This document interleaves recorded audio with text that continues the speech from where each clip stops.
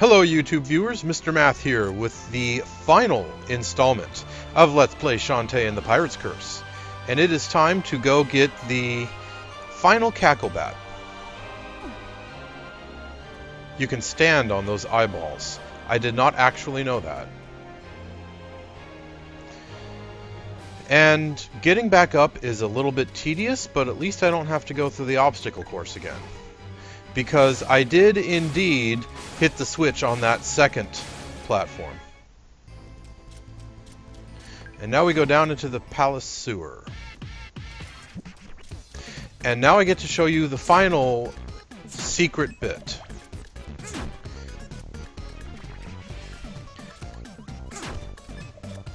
In order to get this Cacklebat, you need to have Risky's boots in order to get the speed booster. And just because I'm kind of OCD like this, I have to get all of the possible items, including that one, even though I don't actually need any money anymore. Similarly, there's money down here. The Cacklebat is on the other end of the map, and you just have to run through as such.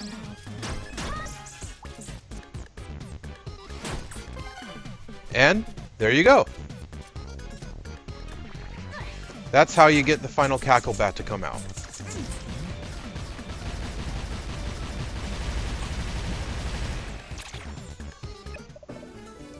And I now have the 20th and final Cacklebat. It is time to go back to the Pirate Master. Now, regarding the Pirate Master, in the previous video, I finished that fight pretty quickly. I was trying to get a running start, and instead I accidentally left. Anyway, I finished the fight pretty quickly, and didn't get to show you that attack that he was about to pull off at the end.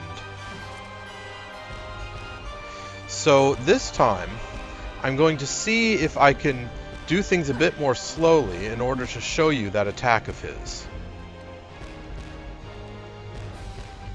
It's pretty impressive. When you see those circular targets on the screen, the direction that the little reticule is facing shows you which direction those targets are going to shoot from. They'll either shoot horizontally or vertically. And if there is not a horizontal target on the ground, you're safe. But if there is a horizontal target on the ground, you have to jump up over it. Hopefully I'll get to actually show you that attack, because it's rather impressive looking. So let's get a running start. And run through all of those hearts, which I don't need because I'm at max health, but still. If you are not at max health, those hearts are there to fill you up. And this part of the dialogue is exactly the same. So, palace makeover, physical form, blah blah blah. Silence. Why did you come? And ha ha ha. Half-breed magic. Fire spouting hothead, songbird. I don't know, because, and etc. So this part of the dialogue is identical. The Pirate Master, Scourge of Sequinland. So I'm going to take this much more slowly.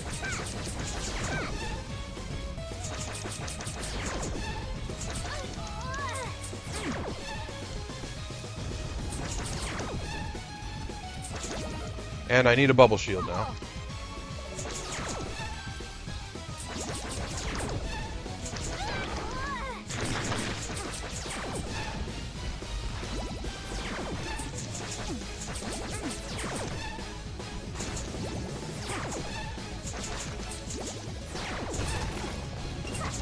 Oh, here's the attack, and there is one on the ground.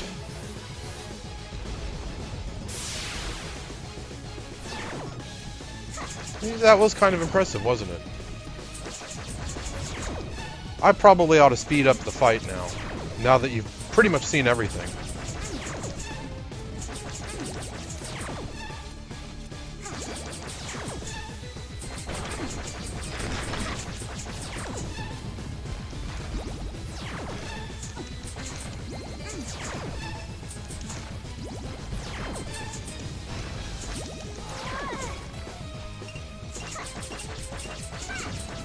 And this time I can stand here and I'll be safe.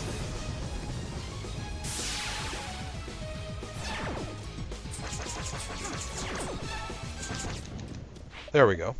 Notice that he's not blowing up this time. And the dialogue looks the same. But then when you get to this point, it suddenly diverges.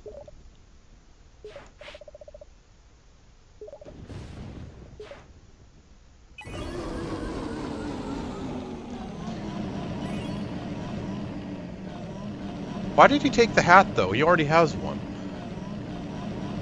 And it looks the same.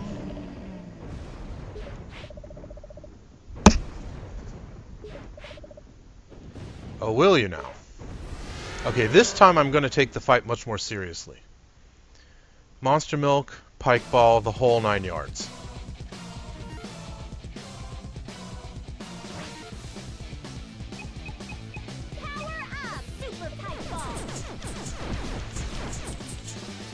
And by the way, I never actually pointed it out, but Monster Milk refills my HP slightly. Oh, I'm going to heal. Legend of Zelda healing potion drinking. Here's the gap. So yeah, when the swords come down like this, you have to find the gap and stand in it. And now I need the bubble shield.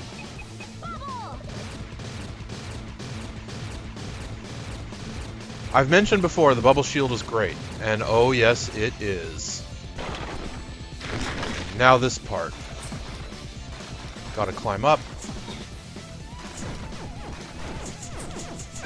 And spam the hair whip.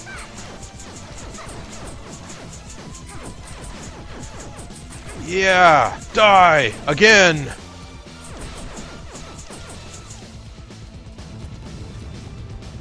Ah, ouch.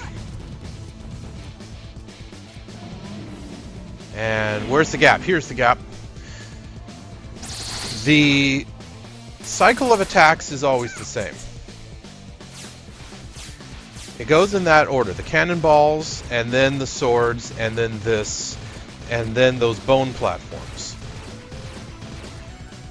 And now I need another Monster Milk and Pike Ball.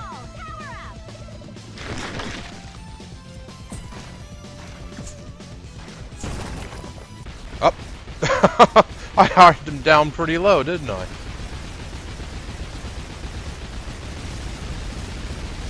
Well, he's blowing up nicely there, but we're not finished yet.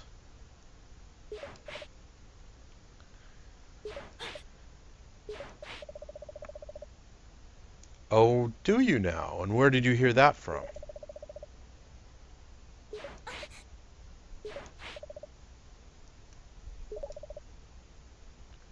Now, for Shantae, this is no decision at all. Risky.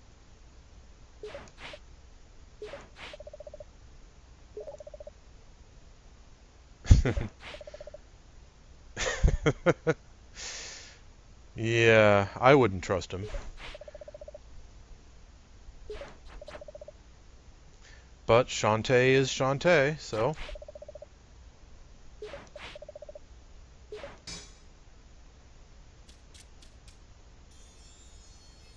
Ooh, that doesn't look like dark magic.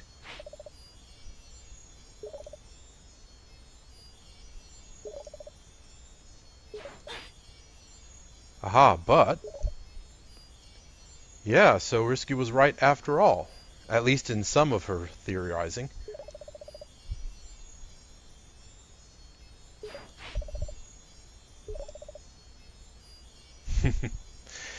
And, you know, she really isn't all that trustworthy, but... The one thing you can't honestly call Risky is a coward. She puts herself on the line all the time. In all of the past 2 games, she was always right in the thick of things. She was the villain, but still, she wasn't a coward. And if you push the X button, the same as the magic lamp, she starts grooving, and in comes the magic.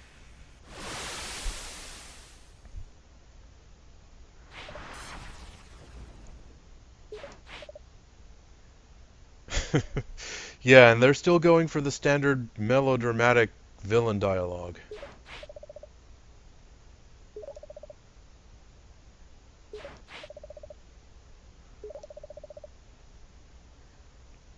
Well, the genies are gone. That's the point of the game.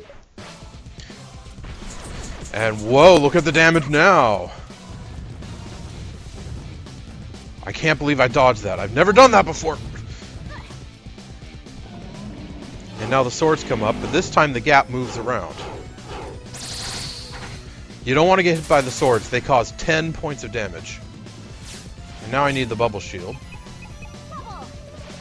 There is absolutely no point to using monster milk or pike balls anymore.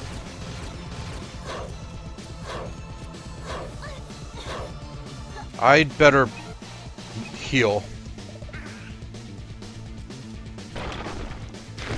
Okay, I take it back about the pike balls. It actually does help for this part, because it takes these things out. The damage that it causes to the Pirate Master is pitiful compared to the Hair Whip.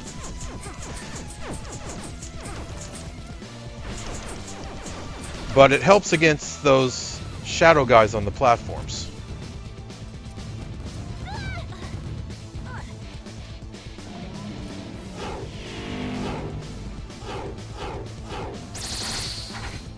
Okay.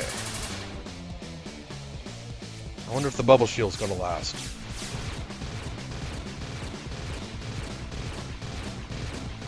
Looks like it. Oh man. Usually I can dodge those things pretty dependably. I'm having more trouble than normal.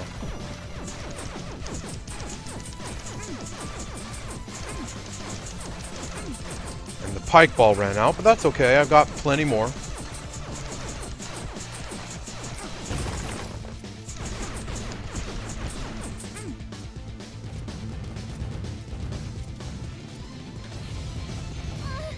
Ouch.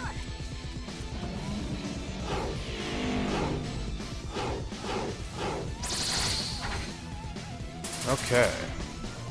So far, so good. Alright, bubble shield time.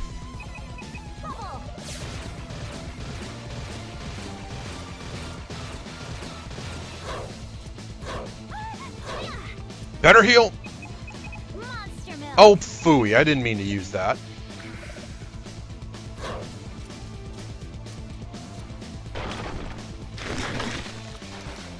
And pike ball. What? Well, that sucks.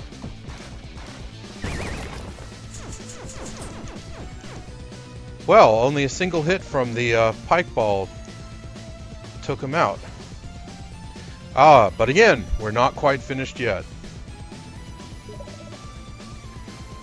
So this is where Risky ran off to. She's going to use the Ammo Baron's cannon against the Pirate Master.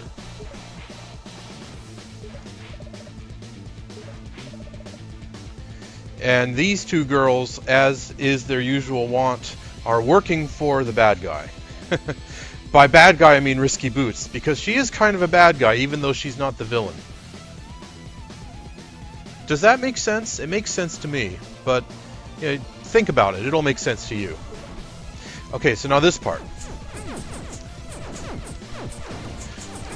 You got to keep him in place so that the shot can hit him.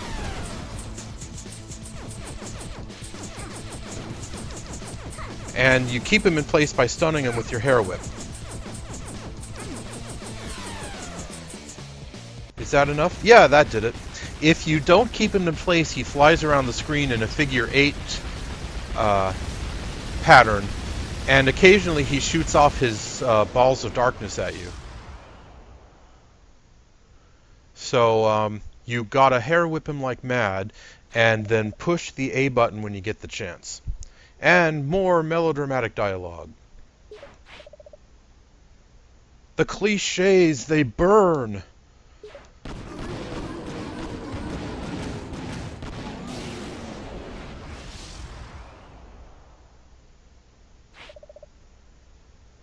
Yeah, this time he's gone for good.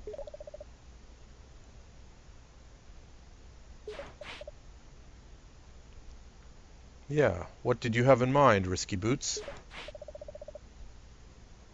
Ah, right.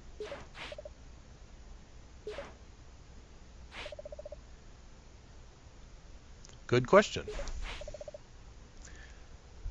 Yeah, she's still a little beat up, but she has her entire outfit back the way it's always been, with her, you know, her bikini top and trousers that resemble a monster's mouth.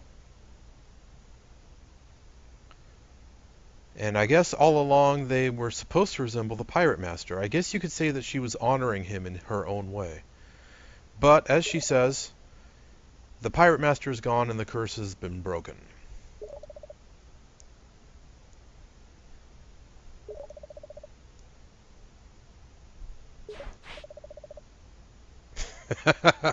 Hope springs eternal, eh, Shantae? Yeah.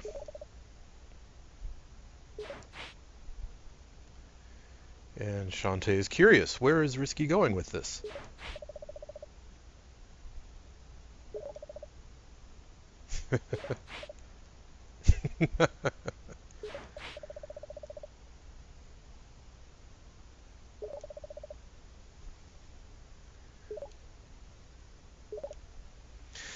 Yeah.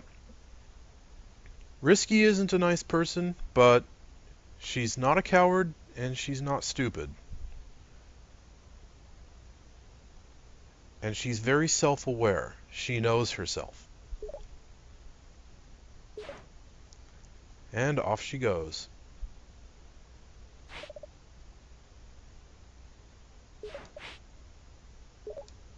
And Shantae still wants to be friends. And who can blame her?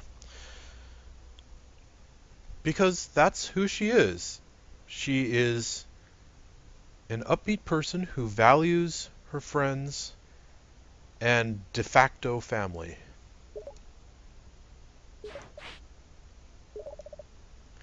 So some of the dialogue is the same, but there are going to be some pretty massive differences. Yeah, Mimic said this during the not so good ending also.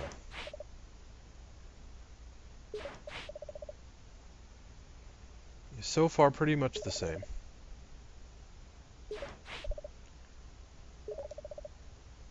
Now, here's a bit of a difference.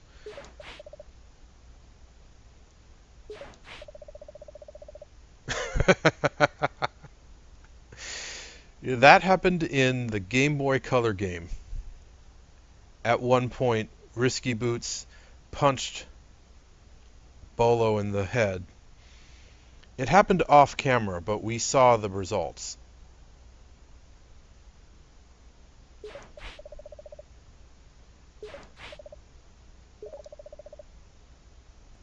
Oh? What is that, Shantae? And here's Mayor Scuttlebutt and the Ammo Baron.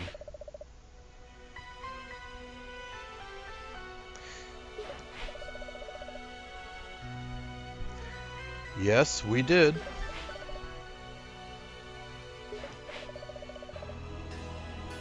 Ah, yes.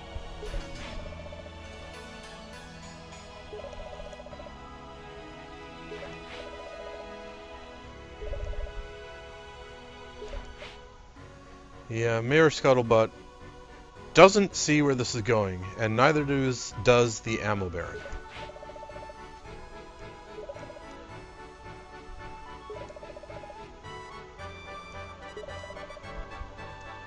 Oh, really?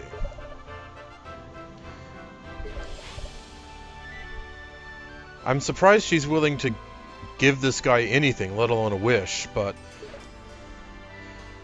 And wow, she's never done this before.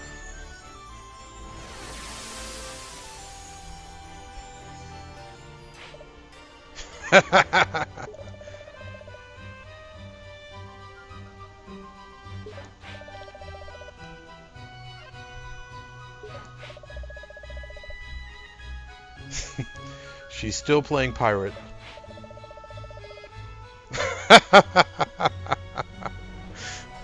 What do you mean she's bewitched? She's a genie. Half genie, but still. And off they go. Good riddance to them. As for these two girls, I'm not sure what to make of them. And like I mentioned earlier, given what happened in the game, it's not really that they work for the Ammo Barons so much as they are mercenaries who will work for anyone. But anyway, Mayor Scuttlebutt is really chuffed. Yeah, it has more flavor than the lifeless metal monster that the Ammo Baron made.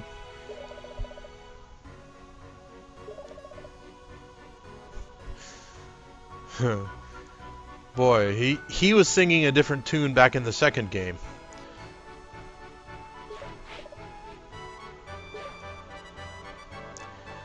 And there's still more denouement to get through. Well, look who's visiting.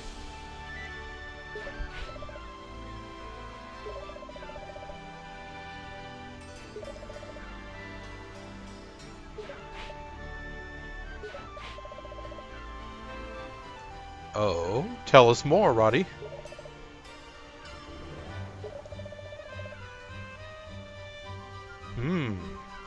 So apparently good things are happening down in the Village of Lost Souls.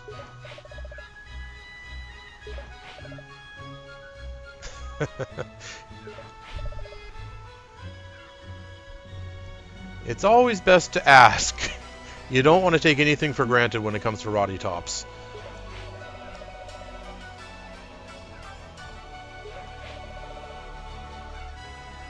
Oh, look at that. They're actually going to rejoin the caravan.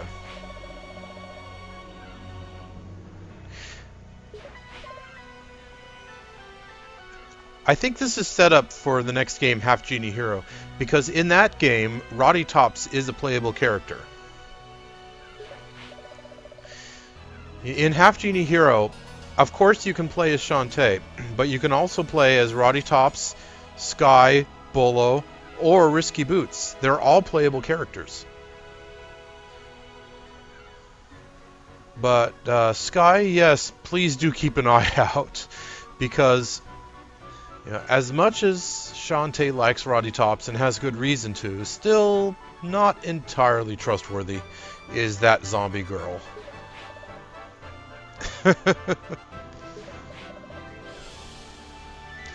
Yep.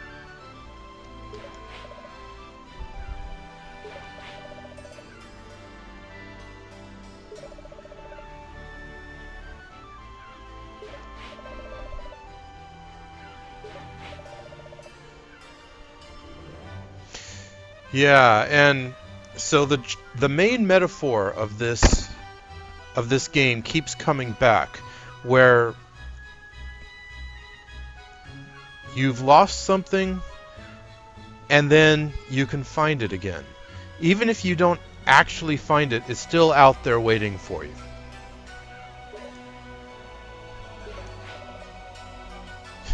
Coffee lady.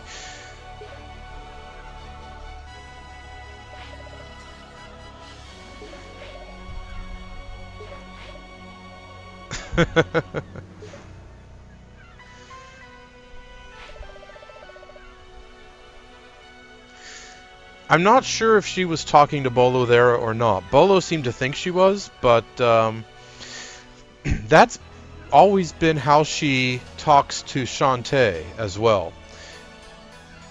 Because, she at least jokes around about how she wants to eat Shantae's brains. So, hey, Shantae is like a snack cake. But anyway, Roddy's brothers are alright.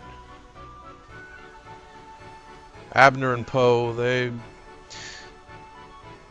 they're a family. And that's something that Shantae can understand.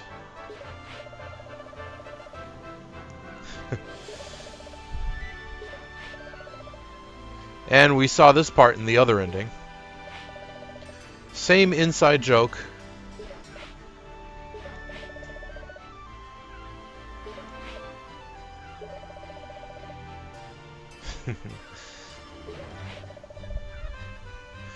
Yeah, so this is the difference. Now that she actually succeeded in defeating the Pirate Master, it's proven once and for all what the magic really was.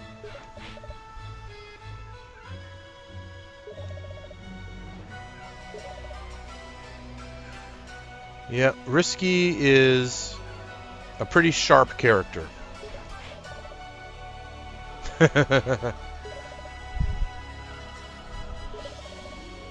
It's not really so much manipulation as just, you know, strategic understanding of your opponent. And yes, Shantae now has her magic back. She is officially a half-genie once again.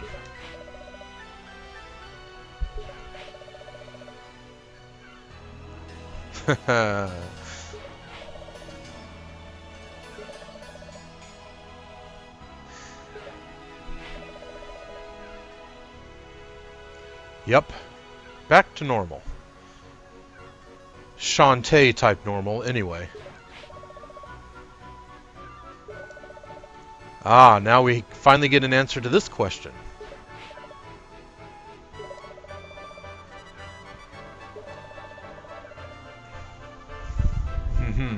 Yep. As we expected, that's exactly what he was up to.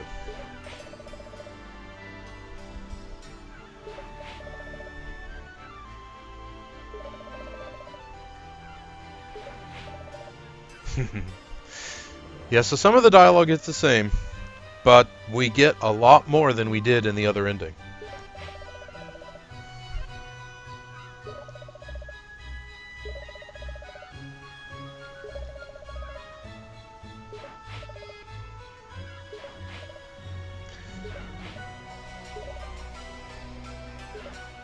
Yeah, so it really shows off their relationship. Ah, but there's still one last loose end to tie up. She went looking for Risky, and look where she found her.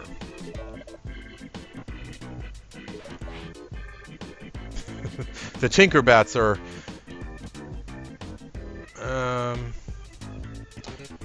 nonplussed, as is their usual mode. Such as they are.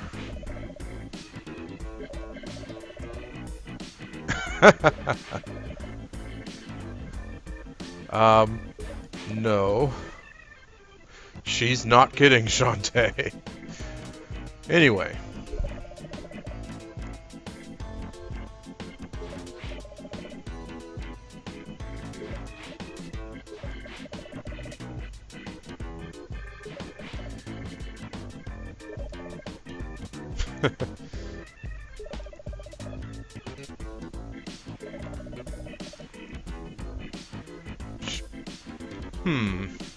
When did she hear about Shantae's dreams?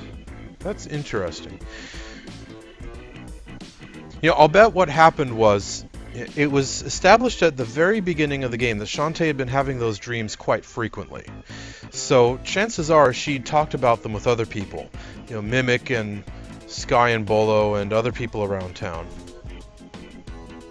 And Risky must have heard about it from there. That's my guess.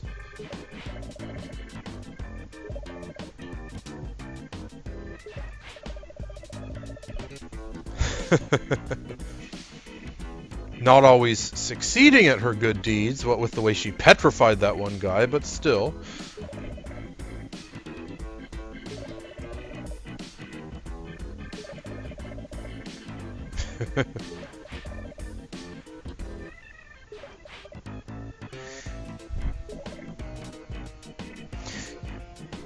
Yeah, well,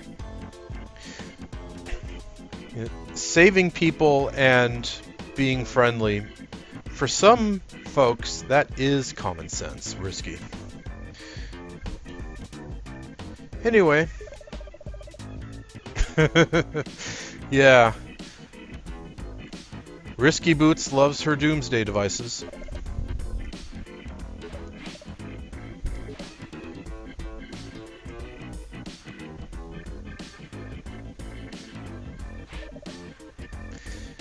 And predictably, she walks off but turns back for one last bit of dialogue. That's a pretty common tool in video games and TV shows.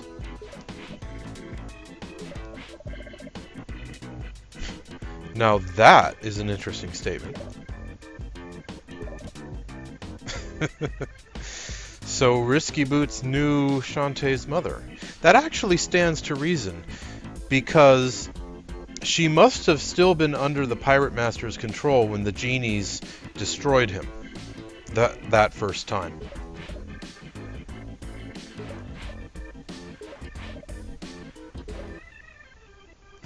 So that's a big character change for Risky. Suddenly she's getting more, well, friendly. She seems to have taken in some of Shantae's ideas. And we get to see this again with the restored couple talking to the Squid Baron, who ought to be called the Lampshade Baron, with all the lampshading he did. And there's Sky and Bolo looking like maybe they have a thing going. I'm not entirely sure what to make of that. And there's Mayor Scuttlebutt playing around with the zombies for some reason.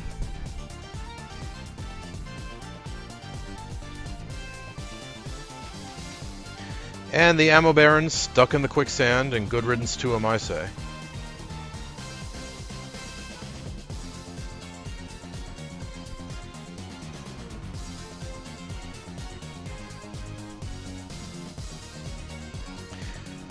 And the scene from the Village of Lost Souls, that dog. If you want to understand that dog, play Risky's Revenge, the second game in the series, which you can get on your 3DS or your iOS device or Steam. And there are the gamers playing the Gecko game from the Game Boy Color original. And there's the scene with Barracuda Joe and his fiancée and a whole bunch of fan service girls, including Shantae.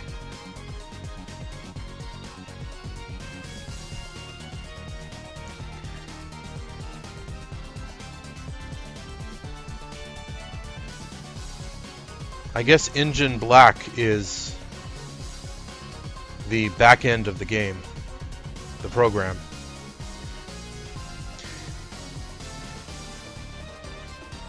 And Nintendo Power. We had some fun times, did Nintendo Power and I. I was sorry to see them go. And thanks for playing, thanks for watching. And now this time it really makes sense to have the magic lamp thrown away like that, because we don't need it anymore. Although if I were Shantae, I would have tried to destroy it somehow. Like, I don't know, crushing it under a big hammer or whatever. But yeah, this time I have everything. All the heart squids and the cacklebats. And a longer playtime, but that's because the final boss and the final denouement were a lot longer than the not-so-good ending. Well, that's it. The game is finished. I've shown you everything. Once again, viewers, thank you for watching. This is Mr. Math, signing off. Thank you for watching my Let's Play of Shantae and the Pirate's Curse, and hopefully I will see you next time I have a game going up. Shantae and the Pirate's Curse. See you later, guys.